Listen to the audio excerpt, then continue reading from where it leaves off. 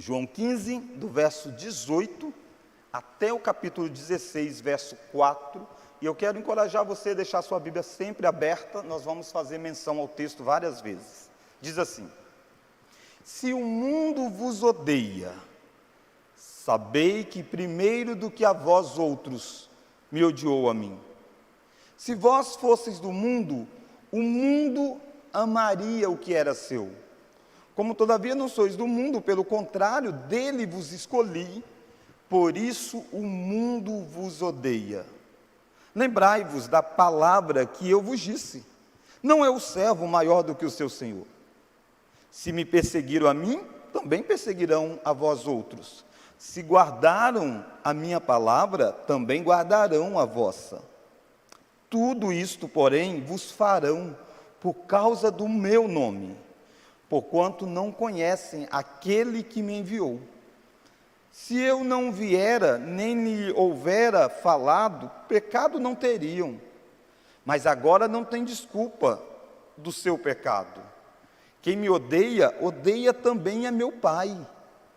Se eu não tivesse feito entre eles tais obras, quais nenhum outro fez, pecado não teriam. Mas agora não somente têm eles visto, mas também odiado, tanto a mim como a meu Pai. Isto, porém, é para que se cumpra a palavra escrita na sua lei: odiaram-me sem motivo. Quando, porém, vier o Consolador, que eu vos enviarei da parte do Pai, o Espírito da verdade que dele procede, esse dará testemunho de mim. E vós também testemunhareis, porque estáis comigo desde o princípio. Tenho-vos dito estas coisas, para que não vos escandalizeis. Eles vos expulsarão das sinagogas. Mas vem a hora em que todos os que vos matar julgará com isso tributar culto a Deus. Isto farão, porque não conhece o Pai nem a mim. Ora, estas coisas vos tenho dito, para que quando a hora chegar, vos recordeis de que eu vos-la disse. Não vos-la disse desde o princípio, porque eu estava convosco. Oremos. Ó Deus, alimente o nosso coração. Console, ó Deus, a nossa vida, exorte, edifique, nos faça, ó Deus, perceber quanto que a nossa união com Cristo traz implicações definidoras para a nossa vida. Oramos em nome de Jesus. Amém. Irmãos, como você percebe, o capítulo 15 que nós lemos está no meio de um discurso, né? No domingo passado, nós olhamos para esta primeira parte deste discurso, que está aí no verso 1 até o verso 17, e nós percebemos o quanto que a unidade que nós temos em Cristo faz com que nós possamos produzir frutos. Essa expressão em Cristo, ou nele, é a expressão mais usada no Novo Testamento para definir a identidade daqueles que pertencem ao Senhor. Mais até mesmo do que a expressão cristão. A palavra cristão é pouco usada na Escritura. E a maioria das vezes ela é usada no sentido um tanto quanto que os outros de fora, criticando e dizendo: eles são cristãos. Como nós vimos no texto de Pedro, né? Se vocês sofrem por serem cristãos, regozije-se disso. Mas a palavra em Cristo e nele permeia a Escritura. E aí você encontra essa ligação vital que há entre nós e o nosso Salvador. Nós chamamos isso até mesmo de uma união mística. Nós estamos unidos a Cristo, Cristo está unido a nós. Isso gera muitas coisas na nossa vida. Isso faz com que nós tenhamos condição de produzir muitos frutos, de abençoar muitas vidas, de ter um comportamento diferente, porque nós estamos unidos a Cristo. Se nós nos desligássemos de Cristo, nós não tínhamos como produzir aquilo que nós produzimos, nós não tínhamos como ser aquilo que nós somos.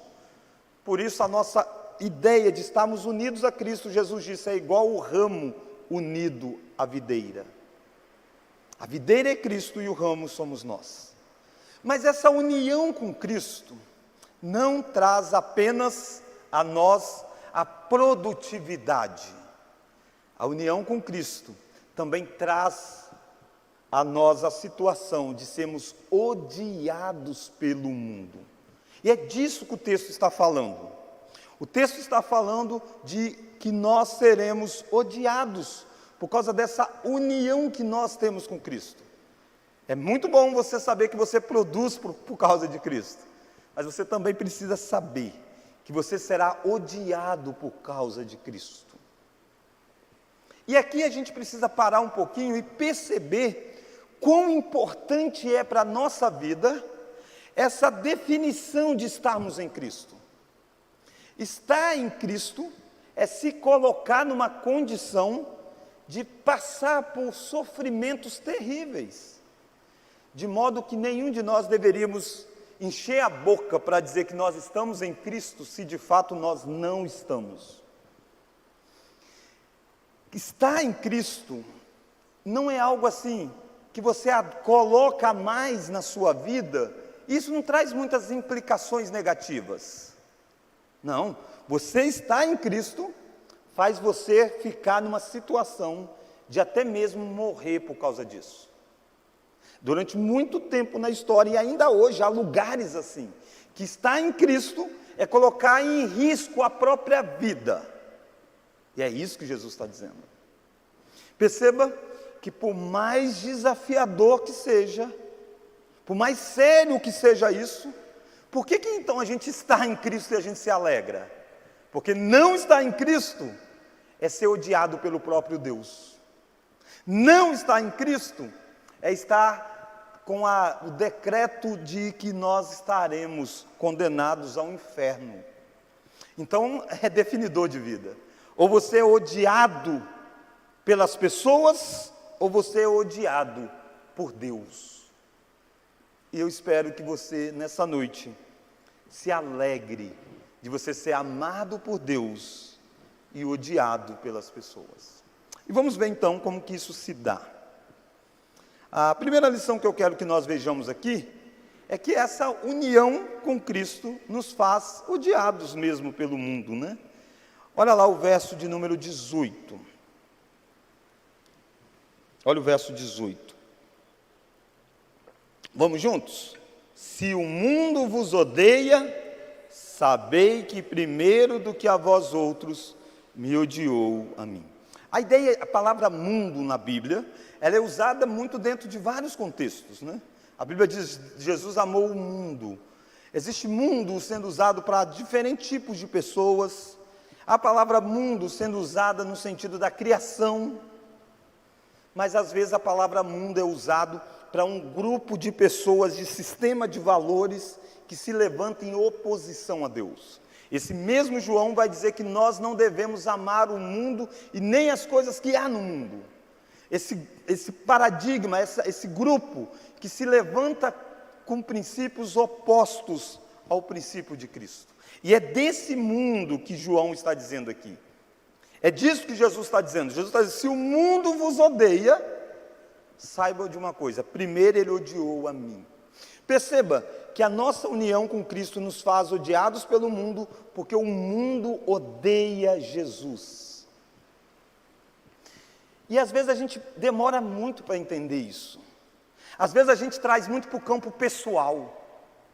Por que é que lá naquele círculo de trabalho, por que tem os grupos, e às vezes eu me dou bem com um grupo, mas de repente há dentro daquele grupo, um grupo que para algumas coisas você não é chamado.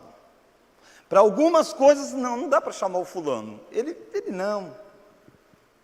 Por que por alguns tipos de piada, por que para alguns tipos de conversa, as pessoas dizem, não dá para conversar com ele ou com ela? Porque eu e você, por estarmos unidos a Cristo, nós representamos a pessoa de Jesus naquele lugar. E as pessoas odeiam Cristo. Você diz, pastor, não odeia não. A gente está confundindo o que as pessoas declaram com a palavra, daquilo que elas vivenciam na experiência. As pessoas aí fora dizem que amam a Jesus, até o momento que você começa a dizer para aquelas pessoas o que é que Jesus acha de tal coisa, o que é que Jesus acha de tal comportamento. E aí você vai ver aquelas pessoas que dizem eu amo Jesus, se levantar contra aquele conceito que você está estabelecendo, e até mesmo começar a odiar você. Então perceba, pela perspectiva de Jesus, Jesus está dizendo para aqueles discípulos, não estranhem, não tem como ser diferente, eles odiaram a mim, eles têm que odiar você, se você está ligado a Ele. Perceba que nós servimos a Cristo. Jesus vai usar uma frase que ele já tinha citado nessa reta final do Evangelho de João. Olha lá o verso 20, ó. Verso 20. Lembrai-vos da palavra que eu vos disse. Olha Jesus trabalhando na mente deles. Lembrai-vos que eu disse algo para vocês. O que é que Jesus tinha dito? Vamos juntos, verso 20? Não é o servo maior do que o seu Senhor. Perceba a posição que você ocupa nessa relação com Cristo. Você é servo dele. Aí ele está dizendo, o servo não tem como ser maior do que o seu Senhor. Não tem como o servo desfrutar de mais coisas do que o Senhor desfruta. E o servo não cria leis para si próprio. O servo não é aquele que diz como as coisas são, é o Senhor quem diz. E se nós estamos unidos a Cristo, se nós somos servos, não tem como nós nos tornarmos maior do que Cristo. E aí Jesus vai exatamente dizer, como eles odeiam o Senhor, eles vão odiar os servos do Senhor. Olha lá o verso 20 ainda. Se me perseguiram a mim, também perseguirão a vós outros. Jesus não tem dúvida nenhuma de afirmar isso. Uma das coisas que é mais chocante para o descrente é a doutrina do senhorio de Cristo. A doutrina de que há um governador sobre as nossas vidas, um Senhor sobre nós. E quando o Senhor fala, nós nos calamos. A lei do Senhor não deve ser discutida, a lei do Senhor é para ser cumprida. Então esse senhorio de Cristo, eles não podem aceitar, que os homens gostam de ser senhores de si mesmo. O mundo gosta de governar a si próprio, dizer para si mesmo como viver. Isso é o motivo pelo qual você se depara com choques terríveis, com conflitos, porque as pessoas aí fora querem ser senhor delas mesmas. Elas querem definir para elas mesmas como viverem. E aí você que tem um outro Senhor e está expondo para eles um senhorio de Deus, eles não aceitam, eles rejeitam, e eles fazem conflitos conosco. Jesus está alertando isso para esses homens. O ódio é por causa do senhorio de Cristo. Olha o verso 21. Tudo isto vos farão. Por quê? Por causa do meu nome. Nome, na cultura judaica, representa o que a pessoa é. Por causa de quem Jesus é que eles vão odiar. Irmãos, nessa primeira lição que nós estamos vendo, é que a nossa união com Cristo nos faz odiados pelo mundo. Por quê? Porque o mundo odeia Jesus. E porque Jesus nos tirou do mundo, no sentido de chamar para viver uma vida diferente. Nós vivemos no mundo, mas nós não somos mais do mundo. Jesus mudou a nossa identidade. Olha lá o verso de número 19. Olha o verso 19. Se vós fosseis do mundo, o mundo amaria o que era seu. Como todavia não sois do mundo, pelo contrário, dele vos escolhi, por isso o mundo vos odeia. Naturalmente, eu e você nascemos diante de uma realidade de sermos do mundo, de não amar o senhorio de Cristo. Mas Deus, desde a eternidade, havia nos escolhido. E no tempo e na história, Ele toca no nosso coração e Ele nos tira do mundo. No sentido de nos tirar das garras de Satanás, nos tirar do senhorio do príncipe deste mundo, fazer com que a nossa agenda seja outra, os nossos princípios sejam outros. E aí aqueles que se identificavam com você, aquele que caminhava com você, aqueles que tinham os mesmos gostos que você tinha, de repente começa a ver em você um estranho no meio deles. E aí eles começam a odiar você. É isso que o texto está dizendo para nós. Perceba, irmãos, esse ódio vai sendo manifestado de várias formas ao longo da história. Mas ele nunca deixa de existir. Paulo diz: todos os que querem viver piedosamente serão perseguidos. Óbvio que a perseguição muda de momentos para momentos. Às vezes a perseguição é através de uma espada colocada sobre o pescoço, como foi desses homens. Outros momentos é te tirar de algumas coisas que você não pode estar junto. Mas sempre haverá oposição, porque você é de um outro reino. Você tem um outro Senhor. Você foi tirado do meio deles, você não é como eles. Nós somos estrangeiros vivendo neste mundo. Nós temos uma outra constituição sobre nós. É impossível haver compatibilidade entre nós e o mundo. Talvez o que você precisa sair aqui nessa noite é encontrando uma paz no seu coração do porquê que você é tão indigesto para este mundo tão quebrado. Você deve ver porque eu estou unido ao meu Salvador. Lembra que Cristo fica crucificado por causa do ódio do mundo para com Ele. Naturalmente que na soberania de Deus é a nossa redenção. Mas na responsabilidade humana é porque eles odiaram aquele Messias. Porque aquele Messias não era controlado por eles, não era governado por eles, não fazia o que eles queriam. E assim é o mundo desde então. Cristo não faz o que o mundo quer, o mundo odeia Cristo. Eu e você não fazemos, não devemos fazer o que o mundo quer, por isso nós somos odiados pelo mundo. Mas o triste é que muitas vezes nós queremos o aplauso do mundo. Nós não gostamos de carregar a cruz que nos identifica com Cristo. E Deus está alertando os discípulos, dizendo: não tem como você estar unido a mim e não ser indigesto ao mundo. Mas eu quero que nós entendamos ainda um pouco mais esse ódio do mundo, percebendo que Jesus expõe a culpa que o mundo tem de odiar Ele mesmo. Olha lá o verso 22. E aí Cristo começa a mostrar assim, por que é que o mundo odiou tanto Ele? Você esperar o quê? Nossa, esse homem veio aqui e fez coisas terríveis, né? As pessoas criam às vezes antipatia e ódio por causa de coisas terríveis que o outro faz. Mas o que Cristo fez quando veio ao mundo? Ele curou doentes, Ele pregou libertação aos cativos, Ele ensinou pessoas.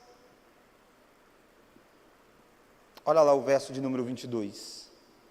Se eu não viera, nem lhes houvera falado, pecado não teriam, mas agora não tem desculpa do seu pecado.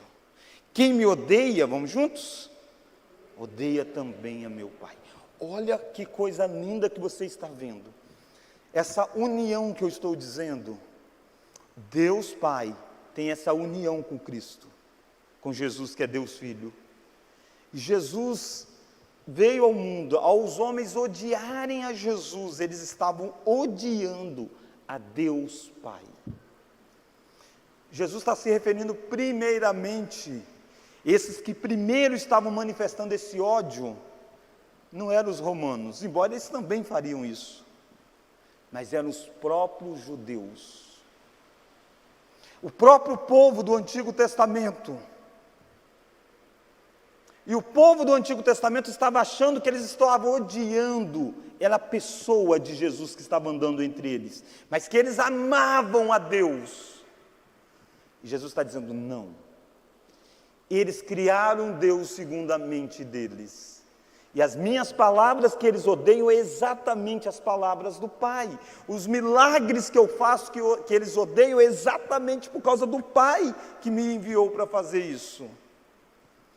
Assim como Cristo estava ligado ao Pai, e o ódio a Cristo era em última instância, porque Cristo era submisso ao Pai, eu e você estamos unidos a Cristo, e porque nós somos submissos a Cristo, o mundo também nos odeia. Há uma cadeia de ódio a Deus Pai e a Deus Filho, e a nós que somos o corpo de Cristo. Olha o verso 24 ainda. Jesus está dizendo, se eu não tivesse feito entre eles tais obras, quais nenhum outro fez. Ele está dizendo os 7 milagres, por exemplo, que ele fez. Ninguém tinha feito isso.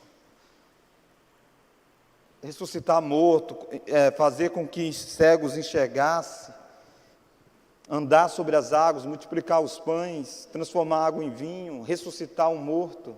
Olha lá o verso 24. Mas agora não somente tem eles visto, mas também odiado, tanto a mim como a meu Pai. E aqui está a coisa mais forte que há. O mundo odeia, e o mundo sabe que ele odeia aquilo que é belo, aquilo que é bom. O que o cristianismo faz para o mundo? Só coisa boa. É o cristianismo quem defende os princípios de valor na história. Antes do cristianismo, o paganismo era terrível. No paganismo, as crianças eram mortas assim que nascia. Muitas eram mortas dentro do próprio ventre. É o cristianismo que foi mudando isso. É o cristianismo quem valoriza a família. É o cristianismo quem promove o bem. É o cristianismo quem lutou contra o fim da escravidão, com William Wilberforce. É o cristianismo quem fez vários hospitais. É o cristianismo quem empenhou na educação das pessoas. Criou orfanatos. O que o cristianismo diz? Você deve amar o outro, se sacrificar pelo outro. Percebe? Coisas preciosas, belas. E o mundo odeia isso. Jesus está dizendo, esse é o pecado deles. Eles viram, eles ouviram, e eles me odiaram. Eu e você precisamos entender que ao fazermos o bem, e esse é o nosso chamado, fazermos o bem. Nós não somos chamados a entrar numa guerra com o mundo, usando as armas do mundo. Nós somos chamados a servir o mundo, a orar por aqueles que nos perseguem, a fazer igual Jesus fez. Aí você diz, depois você vai terminar morto. É mais ou menos isso mesmo. É assim que o nosso Senhor fez. E perceba que é isso que acontece. Por causa exatamente dos princípios do cristianismo, que permitiu liberdade religiosa, distinção de igreja e Estado, é que a gente vive momentos em que há tentativa de perseguir exatamente a crença no Deus que gerou toda essa mudança. Em países como o do Islã, não tem muitos direitos humanos. E nos países onde direitos humanos chegaram por causa do cristianismo, se voltam contra os próprios cristãos. E sempre será assim. Se em algum lugar desse que o Islã hoje domina, o cristianismo avançar e pessoas se converterem em massa, governantes assumirem agendas mais próximas dos cristãos, anos depois eles vão começar a perseguir os cristãos, porque nós jamais vamos impor a nossa religião pela força. E é isso que Jesus está dizendo. As minhas obras é a causa deles me odiarem. E isso é o peso condenatório para o mundo. E por isso que Pedro diz para mim e para você, você sofre por causa do quê? Você sofre por se intrometer na vida dos outros? Talvez você está se baseando no meu sermão para justificar um monte de sofrimento que você anda tendo. E quando você vai olhar por que você está sofrendo, é porque você está fazendo um monte de coisa errada mesmo. Não é disso que Jesus está dizendo. Jesus está dizendo, você precisa sofrer por estar fazendo o que é bom, o certo. Aí sim, se alegra nesse sofrimento. O mundo vai sempre odiar o que é bom e reto. Mas eu quero terminar com a segunda e última lição. Se a primeira é a nossa união com Cristo nos faz odiados pelo mundo, segunda e última lição, somos chamados a testemunhar aqueles que nos odeiam. Nós somos chamados a testemunhar de Jesus aqueles que nos odeiam. O que Jesus quer fazer com estes discípulos dele? Antecipar para eles a ideia de que eles vão sofrer por causa de Cristo.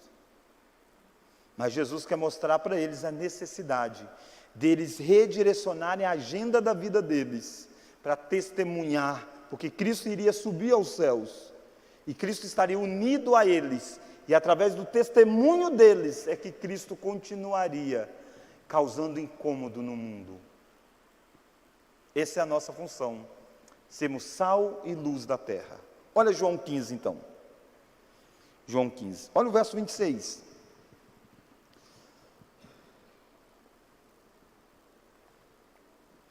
Vamos juntos?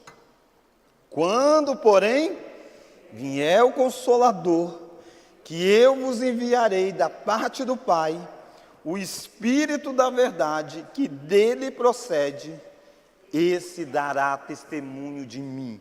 E vós também testemunhareis, porque estáis comigo desde o princípio. Lembra que nós estamos no Evangelho de João, desde o capítulo 13. Jesus está falando com um grupo bem próximo dele, dos discípulos, e está dizendo para eles: eu vou preparar um outro lugar para vocês, um dia eu volto, e quando eu for, eu vou enviar o Espírito Santo, o outro Consolador.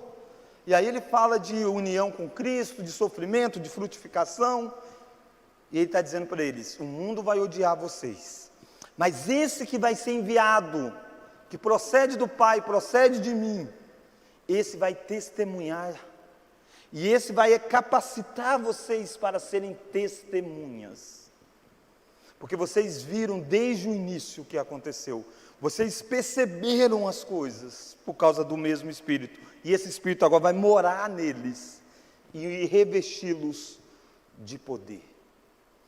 Ser odiado não é fácil, sofrer oposição, crítica, não é fácil. Você falar que você gosta de sofrer crítica, você está sendo, desculpa a expressão, mais hipócrita. Ninguém gosta de saber que o outro está falando dele. Mas saiba que eu e você não estamos sozinhos. Nós temos o Espírito em nós. E nós podemos passar pelo sofrimento que for por causa de Cristo. É isto que Jesus está dizendo para eles. O Espírito vai testemunhar, e vocês também testemunharão de mim. Não deixem de testemunhar, ainda que a situação se torne intensa de sofrimento. Olha lá o capítulo 16. Como então os cristãos respondem, a esse ódio do mundo? Testemunhando, porque o Espírito é o testemunha de Cristo, e o Espírito estaria habitando nestes homens para que eles pudessem testemunhar. Olha o verso, capítulo 16. Olha o verso 1, vamos juntos? Tenho-vos dito estas coisas, para que não vos escandalizeis. Permaneçam firmes mesmo em tempos difíceis. Jesus nos adverte para que não tropecemos diante da perseguição. Perceba que ele está dizendo assim: por que é que eu estou falando isso? Por que é que eu estou dizendo para vocês continuarem testemunhando com o poder do Espírito que vem sobre você? Porque eu não quero que quando vocês verem a perseguição, vocês se escandalizem. Escandalizar é uma palavra muito forte. É por causa de algo você deixar o outro. Ele está dizendo: não faça isso. Jesus nunca quis iludir a mim e a você na jornada que nós iremos trilhar ao seguir a Ele. Ele chegou a dizer para alguns que estavam querendo dizer: Senhor, segui-te-ei por onde quer que fores. Aí ele diz: olha, o Filho do Homem não tem onde reclinar a cabeça. Ele diz: aquele que colocou a mão no arado não pode olhar para trás. Ele está dizendo assim: você tem certeza do que você está escolhendo? Você tem certeza da escolha que é de abnegação da de sua própria vontade. Jesus chega a dizer: aquele que não negar a si próprio não pode me seguir. Porque ele estava sempre trilhando para aqueles homens de que a vida cristã vai ser de muito aperto. E ele está dizendo: eu estou dizendo isso para vocês não escandalizar. Vocês não podem dizer eu não sabia. Olha o nível de que perseguição que chegaria sobre eles. Eles deveriam estar preparados para serem rejeitados, até mesmo no meio religioso. Olha o verso 2. Vamos juntos? Eles vos expulsarão. Olha o que você está lendo. Eles vos expulsarão das sinagogas. Você esperaria ser expulso de uma boate, de algum lugar que não condiz mesmo com o seu comportamento de cristão, mas de uma sinagoga. Sinagoga era o lugar dos religiosos. Ele está dizendo: por causa de Cristo, vocês serão expulsos de lá. Aliás, teve um homem que Jesus curou, ele era cego de nascença, e aí eles chamaram os pais dele primeiro, e começaram a questionar os pais com medo de que eles fossem expulsos da sinagoga, disseram: olha, pergunta para o menino, idade ele tem, ele não é uma criança, ele vai responder, ele se vira. E aí eles começam a interrogar o cego, e o cego diz que é Jesus que curou, testemunha, mostra a obra que foi feita na vida dele, e o resultado é que aquele cego é expulso da sinagoga. Jesus está dizendo: ele é só um dos muitos que serão. Lembra que ao início da perseguição no livro de Atos, vai brotar dos próprios judeus. Atos, você vai ver a autoridade chamando os apóstolos e dizendo para eles: vocês não podem ensinar no nome de Jesus. É de dentro da sinagoga que se levantou a primeira grande perseguição contra o povo de Deus. Dentro dos próprios núcleos religiosos. Eu e você, por estarmos unidos a Cristo, nós sofreremos oposição do mundo claramente descrente e do mundo revestidos pela falsa religião. União com Cristo nos coloca nessa situação. E Jesus está dizendo: eu alertei vocês, não quero que vocês se escandalizem. Mas olha mais. Olha mais. Verso 3. Isto farão porque não conhecem o Pai nem a mim. Mesmo que seja numa sinagoga. Eles continuam não conhecendo, não se relacionando com o Pai e com o Filho. E o tempo todo na sinagoga era dito o nome de Deus. Era dito. Era pegado um livro que era tido a lei de Deus. Mas eles não conheciam. Não se contenta com a formalidade de uma religião. Se contenta em estar unido a Cristo. Olha o verso de número 4.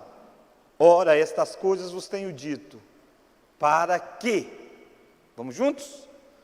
Quando a hora chegar, vos recordeis de que vos disse, não vos disse desde o princípio, porque eu estava convosco. Ele está dizendo: não precisava ter dito isso no início, porque eu estava com vocês, mas agora eu vou, e quando essas coisas acontecerem, lembra que eu havia anunciado.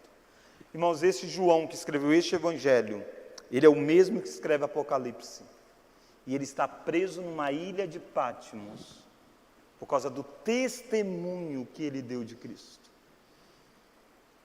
E ele com certeza lembrou do que Jesus havia dito. Estas coisas iriam acontecer. Somos chamados a testemunhar aqueles que nos odeiam. Por que nós somos chamados a isso, irmãos? Porque é isso que Jesus fez. Ele não se calou. O tempo todo ele anunciou a verdade. Ele era a própria verdade. E olha comigo o verso de número 20, de João 15. Lembrai-vos da palavra que eu vos disse. Não é o servo maior do que o seu senhor. Vamos juntos? Se me perseguiram a mim, também me perseguirão a vós outros. Olha agora, preste atenção agora. Se guardaram a minha palavra, também guardarão a vossa. Por que é que nós devemos testemunhar? Porque mesmo que o mundo odiou a Cristo, teve pessoas dentro do mundo que guardaram a palavra. Esses homens mesmo, eles estavam no mundo quando Deus os chamou. Ainda assim há pessoas assim. A sua união com Cristo traz sofrimento, mas a sua união com Cristo trará pessoas convertidas a Cristo. Pessoas guardarão a palavra de Cristo por causa do testemunho que você está dando. Muitos vão odiar, mas alguns vão guardar. Porque foi assim com Cristo, é assim com você. Quando as pessoas ouvem o que você fala, o que você ensina, não é por causa de você, é porque as palavras são de Cristo. Quando as pessoas odeiam o que você ensina, o que você fala, não é por causa de você, elas são palavras de Cristo. O que eu e você deveríamos sempre saber, não ficarmos preocupados com o que os outros vão achar do que eu falo, do que eu faço. A gente deveria estar preocupado se o que eu falo, o que eu faço, é o que Deus mandou fazer. Se é assim, resultados estão nas mãos de Deus. Perseguição e receber essas palavras. Você que está aqui nessa noite, Deus trouxe você exatamente para ouvir isso.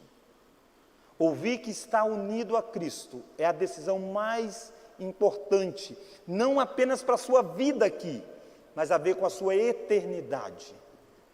Não é algo que você pode ter como um adendo da sua história. Não é algo que você coloca mais na sua bolsa, não. Pode chegar um momento da história que você pode morrer por estar unido a Cristo. Mas se você não estiver unido a Cristo, com certeza chegará um momento que você será lançado no lago de fogo, por não estar unido a Cristo. Estar unido a Cristo vai fazer com que muitas pessoas não toleram você perto dele. Mas estar unido a Cristo vai fazer com que muitas pessoas se quebrantem diante dos seus ensinamentos por causa das palavras de Cristo. Estar unido a Cristo vai fazer com que casamentos sejam edificados por causa dos seus ensinamentos. Mas estar unidos a Cristo vai fazer com que pessoas nunca queiram conversar com você sobre casamentos, porque eles não querem ser advertidos. Saiba que estar unido a Cristo vai gerar ódio, mas haverá de ter transformações. João esteve unido a Cristo, foi odiado e escreveu o Evangelho que está abençoando a minha vida e a sua vida. Vamos orar? Ó Deus, obrigado porque nós estamos em Cristo, o Senhor nos escolheu. É um privilégio extraordinário, ó Deus, ter a nossa identidade firmada pela pessoa preciosa do Senhor. Nos faça, ó Deus, entendermos que nós não somos deste mundo. Nós não vivemos de acordo com as regras deste mundo. Nós temos padrões de valores diferentes, gostos diferentes, porque o Senhor nos tirou e está nos educando cada dia mais a sermos parecidos com cidadãos do reino. Por isso, ó Deus, nos faça entender por que é que eles nos odeiam. Se é por causa do nosso Salvador, se é porque nós nos parecemos com o nosso Salvador, nos faça então amá-los como o Senhor ama e no sentido criacional. Nos faça se sacrificar por aqueles que nos perseguem. Nos faça orar por eles. Nos faça, ó Deus, servir a uma sociedade que não quer saber de nós. E nos faça, ó Deus, ver pessoas sendo alcançadas pelo Teu Evangelho e saindo das garras do sistema de valor deste mundo que é passageiro. Obrigado, ó Deus, porque o Senhor, o Teu Filho, não nos deixou órfãos. Ele enviou o Espírito Santo, aquele que está do nosso lado, quando nós somos odiados, para nos consolar, para nos edificar, para nos fortalecer e para nos revestir do poder, para continuar testemunhando contra tudo e contra todos o verdadeiro Evangelho de Jesus Cristo. E é no nome dele que nós oramos. Amém.